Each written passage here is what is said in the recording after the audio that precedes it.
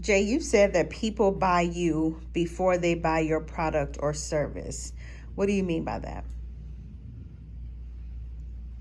Yeah, man, it's simple. A lot of times people don't work with people or want to buy something from people just because they don't like them. They don't even give them a shot. They don't know if the product or service is good or not. Sometimes everybody around them be saying the product or service is good. Sometimes they just don't like them enough, to give them a shot or to get that product. Or some people don't want to put money in your pocket because they feel a way about you. You know what I'm saying? So a lot of stuff goes off of, how I feel about the person. A lot of buyers buy with their heart, not with their head. They're not buying, they're not thinking smart. People buy when it make them feel good. So it make them feel good to give somebody else money that they feel comfortable with. Sometimes they'll give somebody money in spite of I don't know this person. I know this person, but I am sure ain't giving it to him or her to make her be ahead of me or to help him or her do anything. You know what I mean? So also you think about like social media, you think about just your appearance.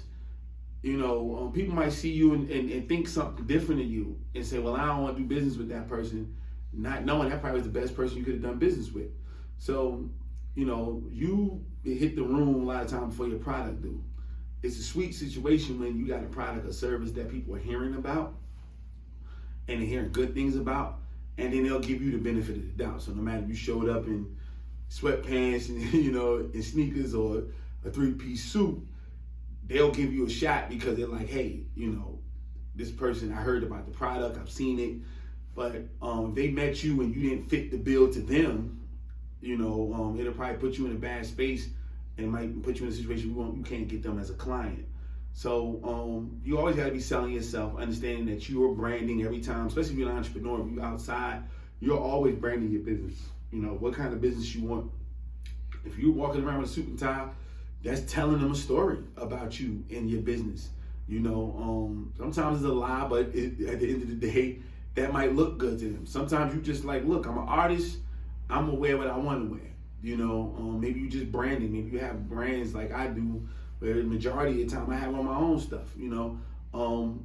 Sometimes that might lose me business on the front end, but I know that I've been in plenty of situations where people be trying to introduce me to somebody and they'll be telling this Jay Halim, it's Jay Halim. And they'll be like, yeah, no, I don't know him. They'll be like, I won't starve. They'll be like, oh yeah, I heard I won't starve.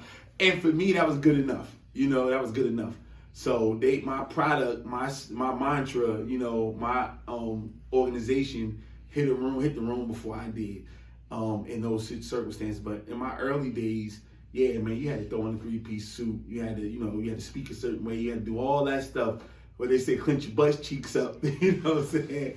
And make sure you walking around like a tight ass in front of the right people so that you can get what you need to get. Then you can, breathe again, unbutton your pants, so to speak, and get comfortable once you get out of there. But these days, I'm just me. But when you coming up, know that people are gonna be watching you and they'll judge you before they get a chance to ever judge your product or service.